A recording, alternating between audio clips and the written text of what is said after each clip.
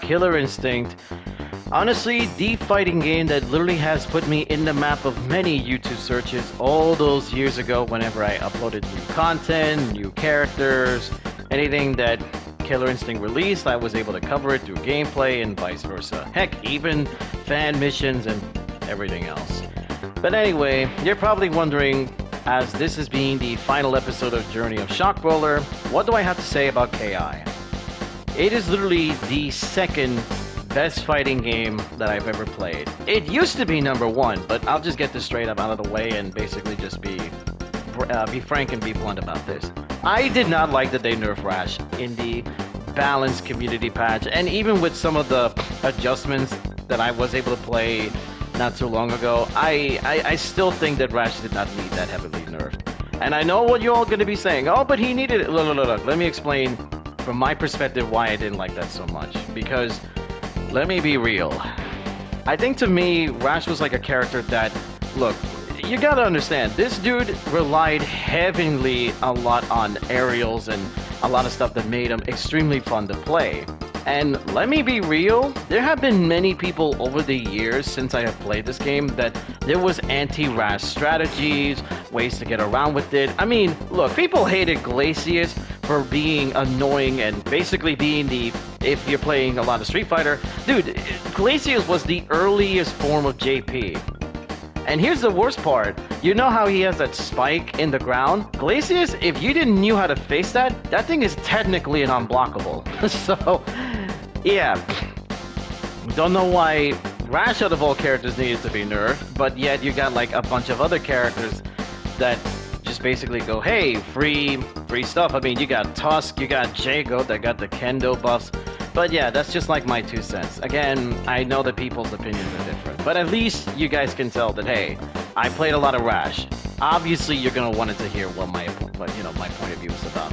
But hey, everybody's different. Some people actually hate Rash, some people just do, and my homies that love the Rash, I'm so sorry. We had to deal with the monkey's paw curse because we did want a KI back, but it came at a cost for nerfing our boy. I will say though, he is not that bad, but I do feel like what he had a little bit before just helped him survive for quite some time. That's all I'm just gonna say because I know that people are gonna be like extremely disagreeing with me about this. And again, people are completely different, so there's that. But even before Rash, let me explain a long time ago about not just the combos, the mechanics, and everything else, at least from my perspective. To me, KI is like playing a game of chess, tic-tac-toe, and rock, paper, scissors. What do you mean? What does that sound like to you? Well, let me explain quite easily. First, obviously, within any game of chess, you have to know to make the right moves. Tic-tac-toe, you have to make sure you know where the combo is going to be going.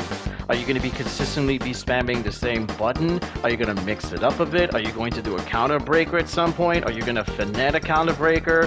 Are you just going to whiff grab just to do this thing? Believe me, there's a lot of strategies in this game that some games like Street Fighter and Tekken and even a couple of others don't exactly have. And what the heck is combo breaker and counter breaker? Simple. Combo breaker is literally just getting out of a combo, but in this case you have to press 2 buttons. So if they're doing something like a quick rapid fire, then that's a light counter breaker. If they're doing something that isn't too slow but not too fast, that's a medium. If they're doing combos that are taking 2 to 3 seconds to continuously going, that is a heavy. And those are what we considered auto combos. But not the auto combos that you're thinking of, like say DBZ or Marvel Infinite, stuff like that. No.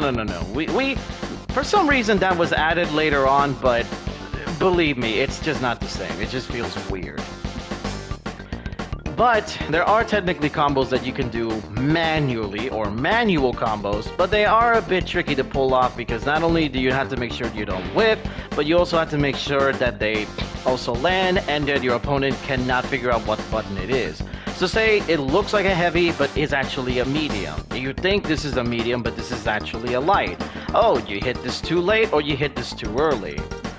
Counter breakers, on the other hand, is like saying if you're consistently doing the combos so much, you'll notice, I think, something around here, like, there you go. take a look at this. I basically just said, no, you're not getting out of this combo. And the little white health that you see right there, if you do an ender, that literally does a lot of damage. It can go up to, at best, the maximum that I've seen, probably 70 to 80% health.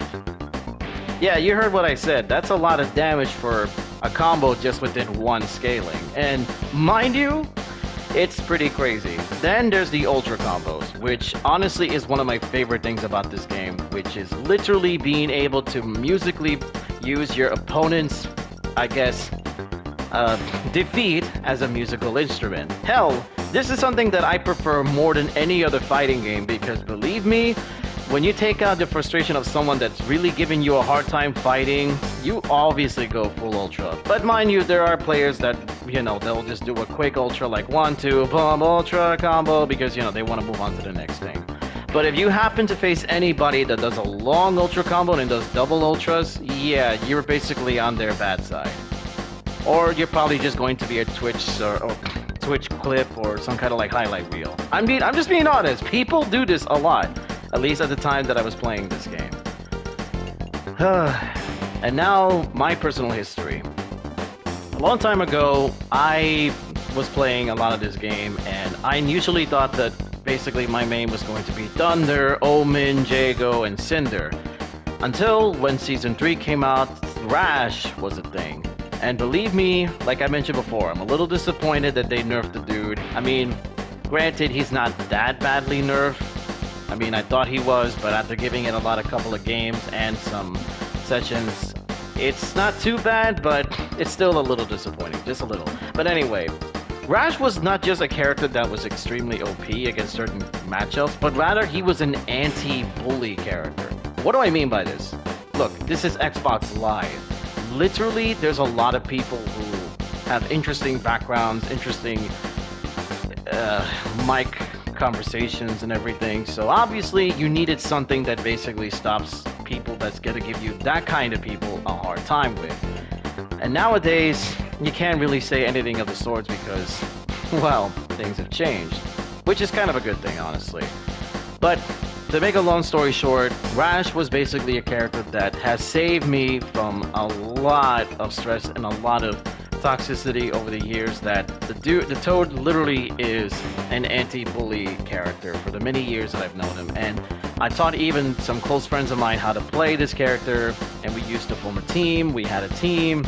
A lot of people liked what we did. There was like mini I want to say internal collabs and stuff like that, and we had a lot of sessions and vice versa. And you know, for what it's worth, I even went to my first tournament in the KI Ultra Tour that they had here in New York City many years ago, and I placed top 8 with Rash. And mind you, there was like more OP characters that can do much crazy damage exactly like Rash. Like there was Maya, there's like Arbiter and a couple of other characters. But yeah, for me this game was absolutely perfect. But considering the Definitive Edition kind of, again, I know I'm being repetitive with this, it just made it go from the top to the second best. But again, it's just because I'm extremely biased. But at least I'm honest about it, so take what you will with that. So, what else can I possibly say about this game that hasn't already been mentioned? It has a lot of fun gameplay, there's a lot of cool characters, let it be, like, think of Darkstalkers, but it has like its own unique blend of monsters, weirdos, swordsmen, cyborgs, stuff like that. It has a really cool cast. It has almost everybody from the old games as well, even like legacy characters like Eagle and a couple of others. Like Idol, Gargos, like finally playable bosses that actually have unique movesets, and even guest characters like the Arbiter, General Ron from Gears of War, Arbiter from beating Halo, and literally Rash from Battletoads. So, what about another aspect of the game? Like, what's the single player like, or what's Shadow Lords like? Well, allow me to talk about that also in detail. The single player aspect of Killer Instinct is, well, divided into 3 groups. Firstly, with Season 1, it was a regular arcade mode, and this is where you basically face the infamous Shadow Jago boss, where he was the only one that had an ultimate, and basically if you overextended or overachieved the requirements, you were by defaulted still had to face him. But And also, before, you also had to technically clear arcade mode once with one of the Season 1 characters. Season 2 explored the characters of Season 2 and their stories, and of course you had to complete certain challenges. For example, you had to ultra combo a very specific character, you had to do a very specific thing, like I would say do this amount of breakers, use this amount of shadows, and vice versa and vice versa. And with Season 3, you mostly had to explore everything for the Season 3 characters in the form of Shadow Lords. And RPG-esque kind of mode where essentially you had to play... Okay, think of Dungeons and Dragons, because here's the thing. Every choice that you choose basically makes a big difference.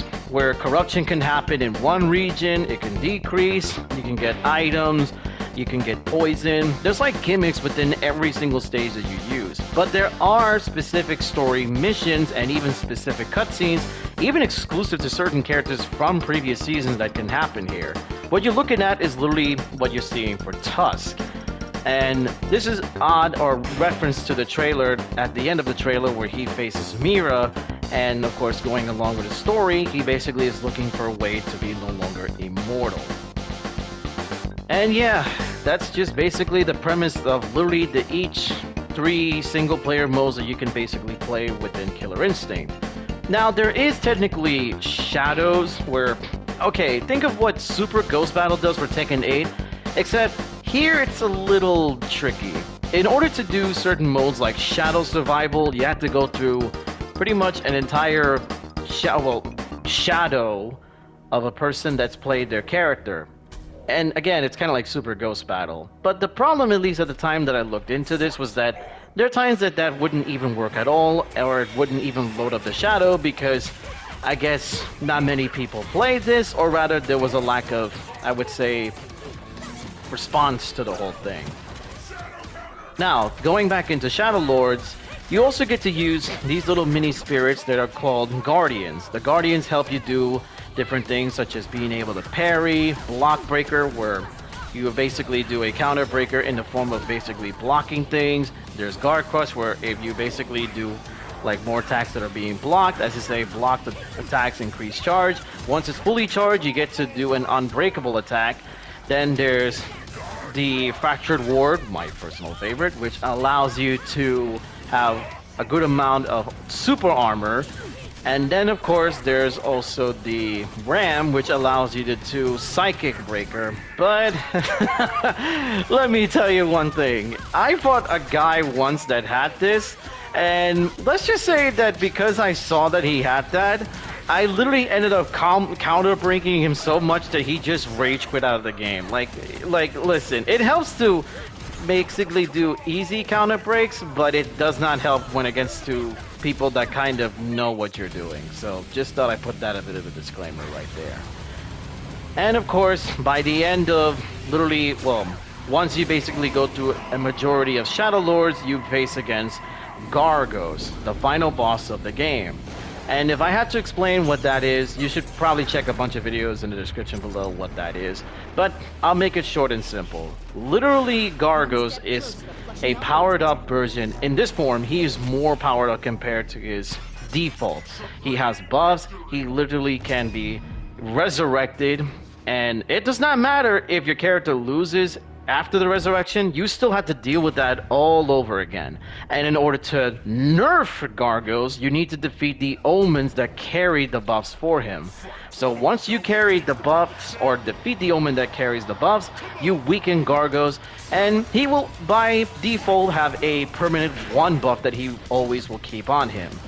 But that is basically a gamble as to what kind of buff that he has. And you also have to keep in mind, you have to make sure that your warriors, your characters, and even your guardians are at top strength. You can't just willingly saying, oh, okay, I'll just go ahead, skip the next turn, and they'll replenish themselves. Nope.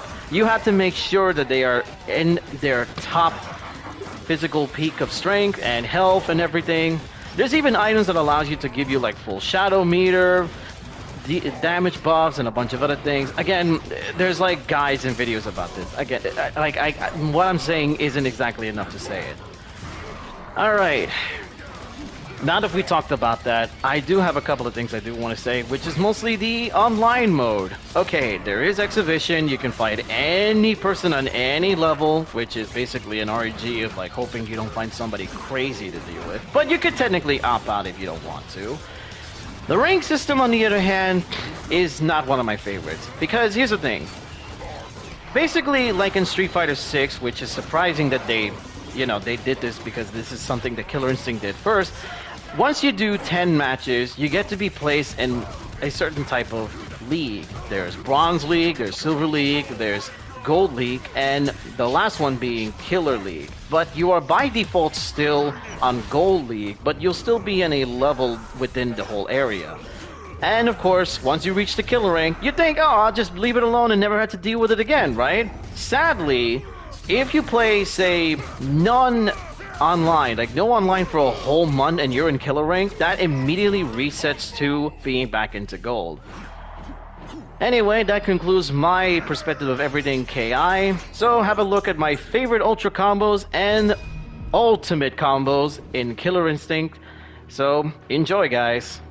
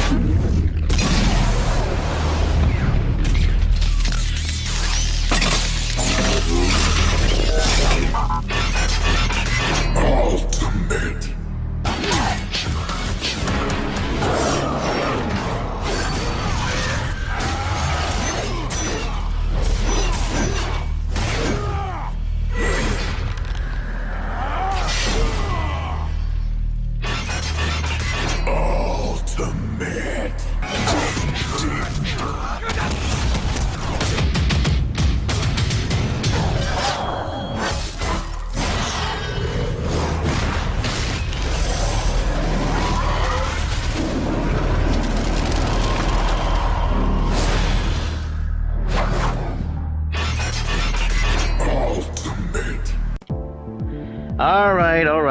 I already know probably a few things that people are going to be asking me at this point since you're only seeing, at best, offline play. Shockbrawler, what is your rash like? I mean, you talk about him, but I gotta know, what does that really look like? I need to know, how do you play? What is your online experience really like visually? And the other one is, did I ever get Killer Ring back despite that I haven't played this game in quite a while? You know what? I'll just let this speak for itself.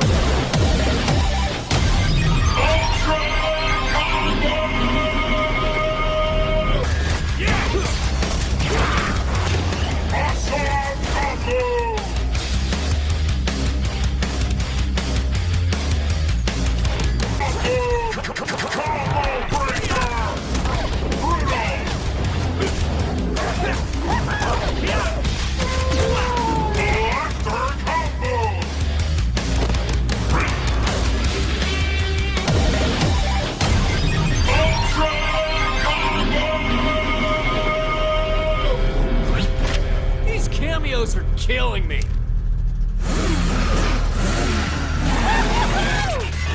Awesome victory!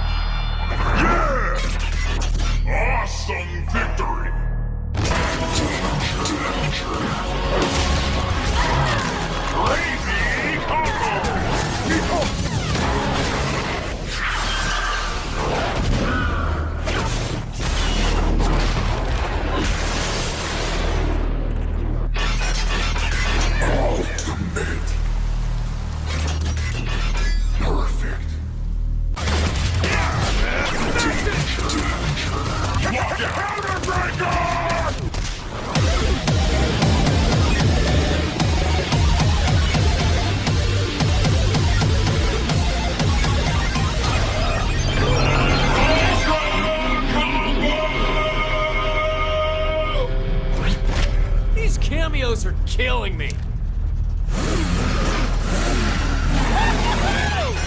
Supreme victory!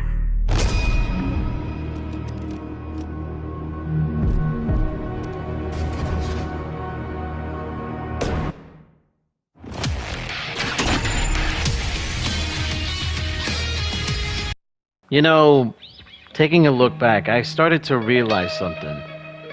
The reason that I enjoyed this game was because, in a sense, I've wanted to find something that was fun for me to enjoy. And with the changes coming by, in one hand, I took it a little too harsh on myself to believe that I wouldn't exactly keep up with it. And in one aspect, there's still new generations of players and people who haven't even tried or haven't played the game yet are still intrigued and love what they see. To this very day, there's still people actually looking forward to playing KI.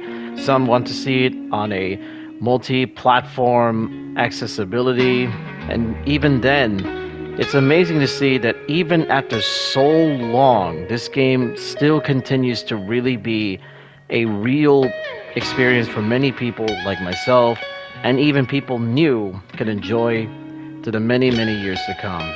I'm not sure what exactly KI is going to do after I made this video, but all I can say is thank you, KI. You've done a lot for me that I can possibly have imagined. And for that, I thank you.